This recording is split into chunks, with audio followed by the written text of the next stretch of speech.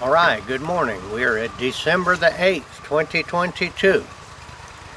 And I'm out here with olive oil, my Howard Hill Wesley Special longbow. And I am going to shoot, and remember my saying, only the first shot counts. Now, I figured something out. This may be a surprise to you. If you get pretty close to that target, you're a lot more likely to hit it. Don't let that shock you. I'm at about 8 yards right now. When I get back around 20 and all that kind of stuff, there's a lot more room for error. But only the first shot counts. So here we go. So let's just see if I can put it in the heart. That's right where I put it. Now I've had plenty of shots at this distance right here, so it's not that unusual. That's what you really want. You want to get close where you won't miss.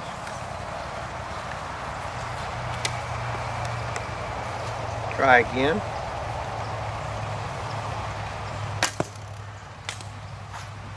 Now that first arrow went in with the fletching to the right, tilted to the right, and that second one went in straight.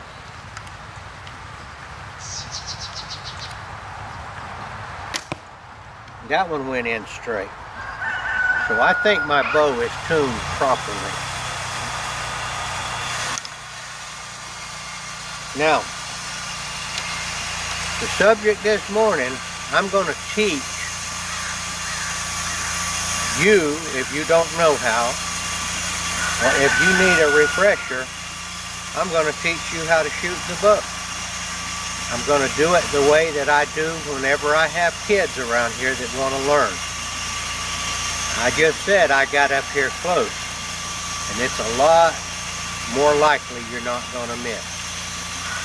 Now let's go up here and I'm going to show you. If you're trying to teach a kid, or really you could do this yourself as a refresher. All right? Show you what I'm going to do.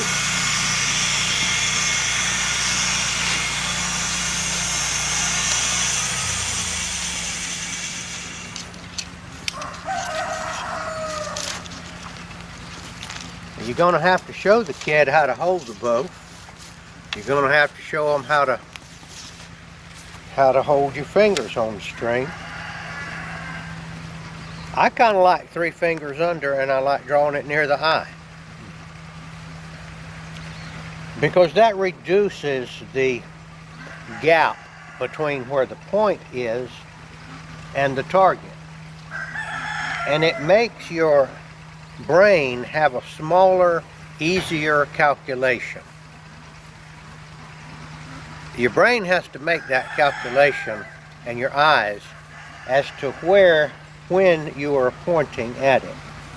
Your brain is capable of doing it either way. But the further you get, let's just say you were shooting from down here. You know, you can make that calculation, but it's much harder. It's a larger calculation for your computer.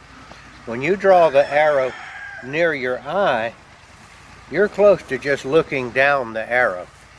And the gap between where you're going to shoot and where it hits is smaller. That's why I recommend gap shooting. You can take a guy that's relatively unfamiliar with a bow and arrow and teach this to him, and in a matter of minutes he can be hitting the target. This is my secret with kids. I get them so close, and I like to have a big target like a hay bale behind them, that they can't possibly miss. And that's where they start, right there. They can't possibly miss at this distance. They might hit the hay bale and not the deer. That's okay. If they do, if they can't hit the hay bale, get them even closer and start them right there. They will have success, immediate success, and they will be very happy and they will enjoy it very much. Get them real close. Okay, that's the first lesson to them right there.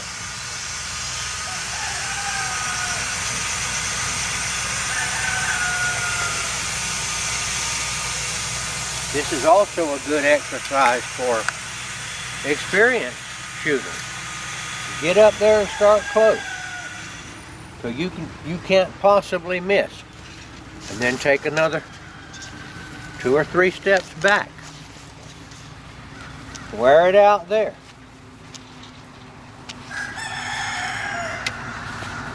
Shoot it.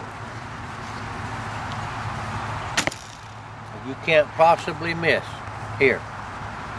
Get that down, shoot, I don't know, 6, 10, 12 arrows, and then drop back again.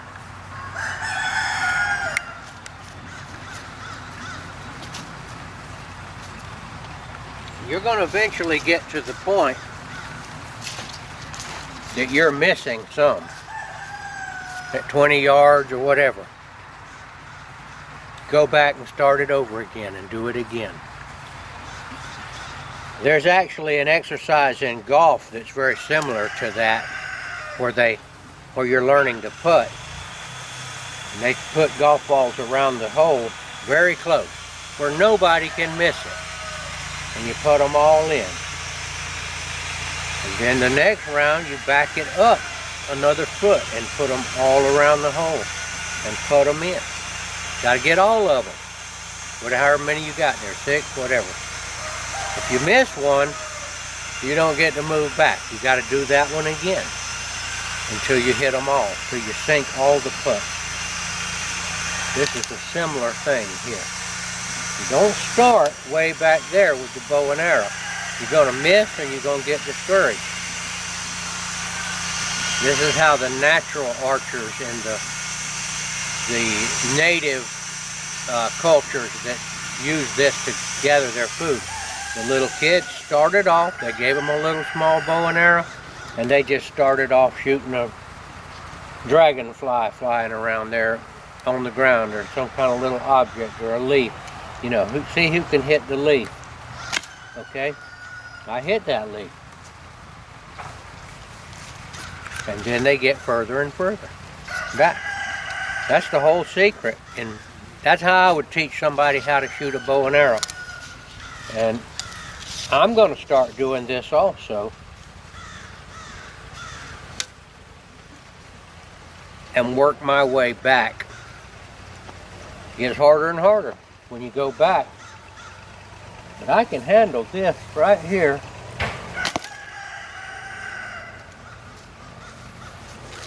I shot that deer right in the edge of the heart.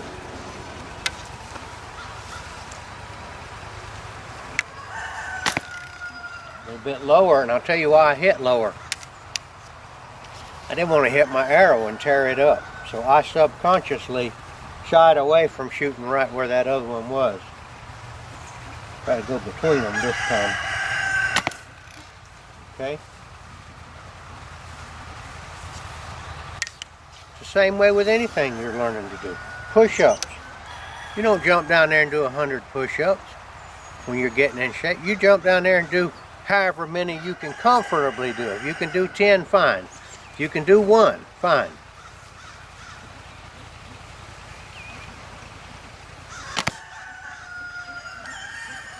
I'm going to tell you a story. Let me get my arrows. I'm going to tell you a story that I heard years ago.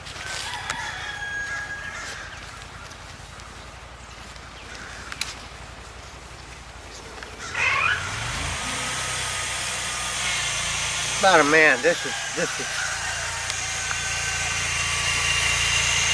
something I heard 20 or 30 years ago. Maybe 40. In New York City, they have a big marathon race, the New York City Marathon. And there was a man that lived in New York City with his son and his daughter-in-law, or either his daughter and his son-in-law. He lived in the apartment with them. And he was on up in age, in the 70s, or maybe even up into close to 80.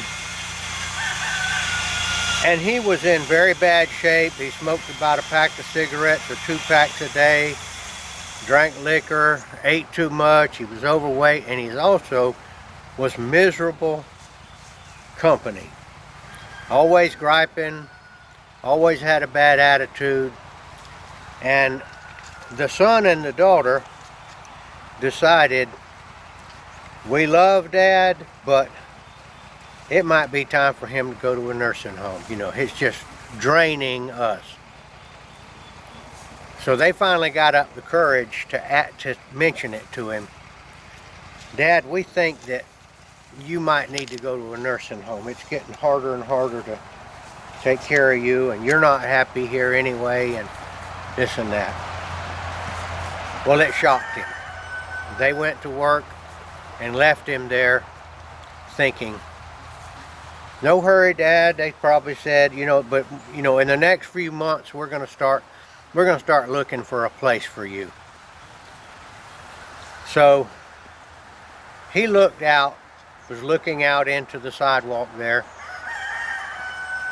and he saw an old woman jogging by out there on the sidewalk. And he said to himself, if I don't do something, I'm not going to have a home here with my son and daughter anymore. So he went out. He resolved that he was going to get in shape and he was going to change his life. So he said, if that old lady can jog by here, then I can too. So he got him on some jogging shoes and went out there and started jogging. He made it about a half a block, maybe not even that much, and he was huffing and puffing, coughing and choking, and he staggered back to the apartment, sat down, collapsed in the chair. But he was determined, they're going to throw me out of here. So the next day, he said, I'm going to go one more step. Just one more step than what I did today. And by the way, if I'm going to do this, I got to eat less and I got to start getting in shape. So the next day he went out and he made it 2 or 3 more steps. The next day he did the same thing. He didn't tell his son and his daughter, but they started noticing that he was beginning to have a little bit better attitude. And so the end of this story is that within 1 year, that old man had built himself up to the extent, just going a little bit more each day, to where he was running in the New York City Marathon. And he finished the 21 miles or whatever it is.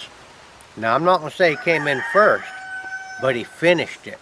He went from just about being thrown out of his home to the ability to run a marathon race.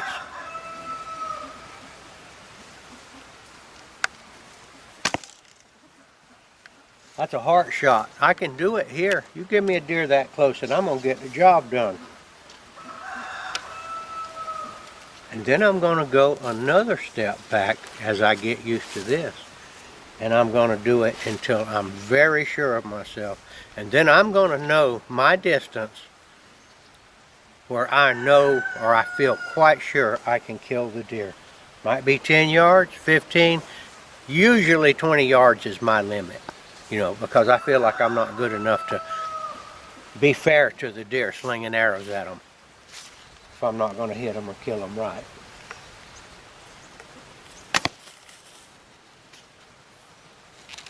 Yeah, I'm close.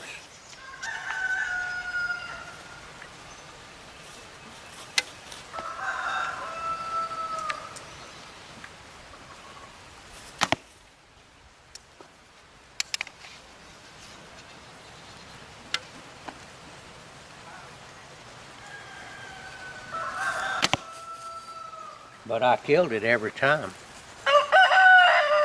All right, that's what I wanted to talk about this morning. Whatever it is that we're trying to do, We don't have to do it all at once. Now we're having some really strange things happen here in the news, I'll say. In the world news and in the news of the United States. I'm not even going to get into that right now, but I don't know what the real truth of it is. I honestly don't know. But I do know